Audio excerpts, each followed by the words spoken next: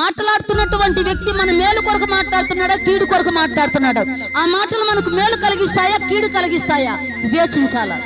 వివేచించే మనసు మనకు ఉండాలా. ఏ మాట పడితే ఆ మాట మనము వాళ్ళు చెప్తున్నప్పుడు మనము వినేయకూడదు అన్నమాట. వినేవారిని చెరుపుటికే ఆ మాటలు.